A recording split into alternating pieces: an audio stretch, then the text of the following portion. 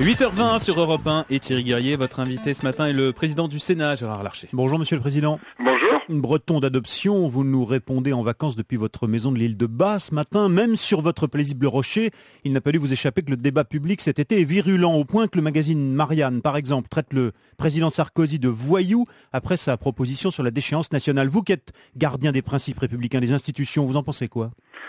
D'abord que ce matin à l'île de Bas, c'est grande marée et qu'il y fait très beau et que quelque part on se ressource en ces lieux. Et le regard qu'on peut porter, d'abord, c'est que le président de la République est pleinement dans sa fonction quand il fait de la sécurité une de ses priorités. En effet, répondre aux besoins de sécurité des Français, c'est, j'allais dire, dans la fonction même du président de la République, c'est sa responsabilité. Mais en faisant le lien, comme personne avant lui, à ce niveau, entre délinquance et immigration, est-ce que le président n'a pas lui-même choisi de porter le débat sur un terrain extrêmement polémique ? Écoutez, d'abord sur les propos, titre du journal Marianne, l'anti-sarkozysme primaire que professe ce journal, qui est son droit, n'autorise pas l'insulte. Et puis le mot voyou, la définition, c'est quoi ? C'est un individu de mœurs scrapuleuses qui fait partie du milieu. Attention aux mots, je crois que c'est inacceptable.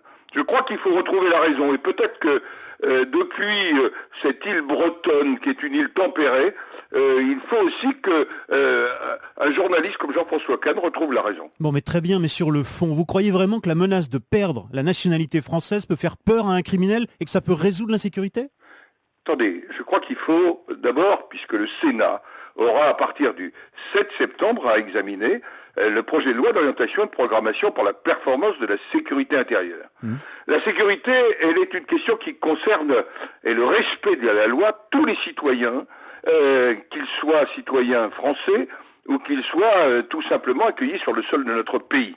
Mais accueillir la nationalité et acquérir une nationalité, c'est aussi un contrat. C'est un ensemble de devoirs. Et l'article 25 du Code civil prévoit d'éventuelles déchéances de nationalité. Il n'est pas illégitime que le président de la République demande au Parlement d'examiner les conditions dans lesquelles l'article 25 devrait demain s'appliquer. Et puis le Parlement, et notamment le Sénat, très attaché. Mais vous êtes pour cet élargissement, ce durcissement de la déchéance nationale ? Vous pensez que ce qu'on serait efficace ? réexamine l'article 25 pour voir notamment si quelqu'un de condamné pour un acte qualifié de crime ou de délit est réprimé par le code pénal, peut ou non être déchu de la nationalité. Ça existe déjà dans notre code. Il va falloir que nous explorions à l'intérieur de notre code. Mais naturellement, ça ne résoudra pas tout. Voilà pourquoi la loi de programmation sur la sécurité intérieure est aussi une réponse. Je parle des peines planchées, je parle en même temps du caractère incompressible de certaines décisions de justice, je parle aussi du bracelet électronique, et puis en même temps il y a tout le volet prévention, mais il y a un moment il faut aussi la réalité des sanctions. Oui, mais Gérard Larcher, Étienne Pinte, Christine Boutin, François Bayrou, le ton employé par le président, les propositions elles-mêmes pour s'attaquer à la délinquance créent un malaise à droite quand même. Vous ne croyez pas que les modérés qui sont au Sénat notamment ne boudent davantage encore la majorité ? Je pense que le Sénat, par tradition, est un Sénat de modération, quels que soient les groupes politiques. Et vous avez d'ailleurs remarqué qu'il n'y a pas eu d'escalade verbale, j'allais dire, entre les sénateurs depuis un certain nombre de jours.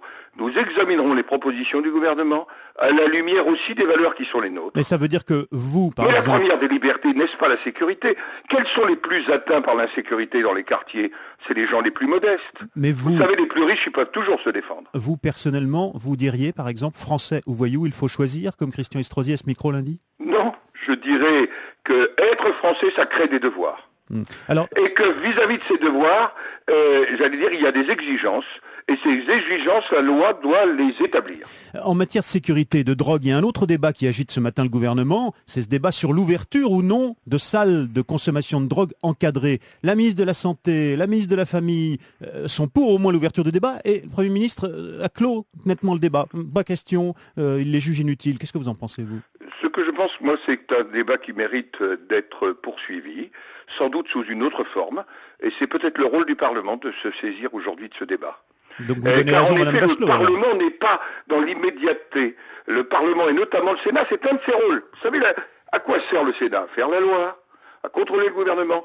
mais aussi à ouvrir un certain nombre de débats. Voilà un sujet, me semble-t-il, dont il ne serait pas inutile qu'il fasse l'objet d'un rapport parlementaire, comme d'ailleurs nous venons y avoir il y a 3 jours un rapport sur les retraites qui va éclairer notre débat du mois de septembre. Donc là, vous tendez une perche au Premier ministre et vous sauvez la mise à Madame Bachelot.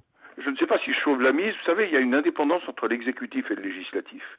Et moi, comme président du Sénat, qui suis totalement loyal au président de la République et à la majorité, en même temps, je pense que le rôle du Parlement, c'est de s'affranchir d'un certain nombre de contraintes qu'ont les gouvernements et les ministres. Et je pense qu'il y a là un vrai débat à avoir. C'est une proposition que je fais. On a bien compris que vous proposez ce matin sur Europe 1 l'ouverture d'une commission, en tout cas d'une mission parlementaire sur les salles de de consommation la drogue. Vous savez, je suis un élu local. Je suis l'élu d'un département, les Yvelines, qui n'échappe pas à ces réalités, et ça mérite qu'on en parle, j'allais dire, avec raison et dans l'intérêt des malades, parce que celui qui se drogue à répétition, chacun reconnaît qu'il est malade.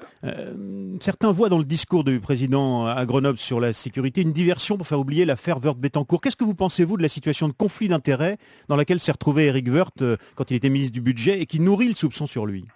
En tous les cas, je crois que dans l'affaire Woerth, il faut s'en tenir aux faits.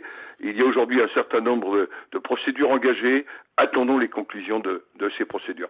Sur la question de conflit d'intérêts, vous savez, depuis la fin 2009, au Sénat, nous avons mis en place une commission de déontologie qui y réfléchit, qui rendra un rapport au mois d'octobre, qui a déjà rendu public un certain nombre de principes, en tous les cas rendu public auprès du président du Sénat. C'est Robert Badinter qui préside ce comité de déontologie. De gauche.